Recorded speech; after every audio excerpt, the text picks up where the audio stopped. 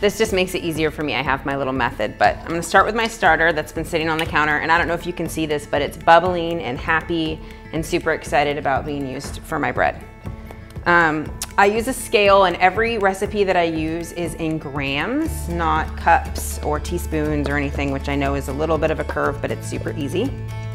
So I'm gonna do enough for 2 loaves, because if I'm doing the work, I might as well, right? And for 2 loaves, I'm gonna just go ahead and do 250 grams of starter.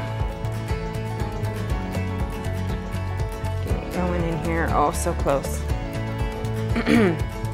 It's so funny too, because my scale, I'll be like really close eyeing it, and then all of a sudden it'll wig out and go all crazy and I'll be over. And it's okay if you go over. Honestly, it's really approximate, and it's really, the one thing I love about sourdough is it's so forgiving. So 253 grams is what I got in there. Sounds great, not gonna take any out. I'm gonna reset my scale because this bowl is heavier. And I'm gonna start with my flour. So for 2 loaves, it's gonna be 1,000 grams of flour. I'm gonna just do 500 at a time just to make it easy on myself, because again, my scale is really finicky. So if I get off and I'm only doing 500 at a time, it probably won't be too big of a deal. And I have a giant container of bread flour that I use. That's in the cupboard, but I didn't want to get it out because it's literally like a trash can. Make sure it zeroes back out, which it did.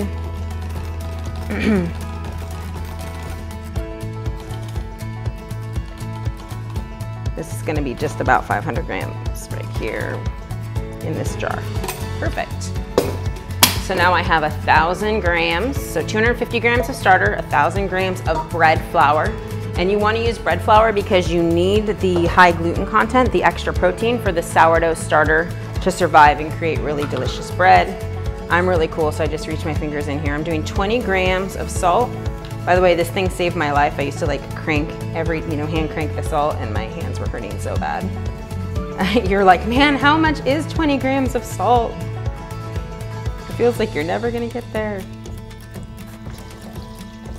Again, I've done more or less, and they all have kind of their own pros and cons. 754, we're good. We're not gonna worry about it. I'm gonna make a little divot here in the middle, and then I'm gonna pour the water in.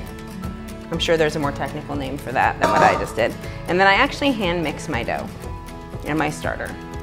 And then too, this dough is just more versatile. Like, you can do whatever you want with this. And I am a really bad planner. And sourdough requires a little bit of foresight, since this dough won't be ready really until tomorrow. And so the cool thing about doing it this way, where I'm making kind of a versatile dough, is I can use it for whatever I want, whenever I want it. So I'm just doing a quick mix, see?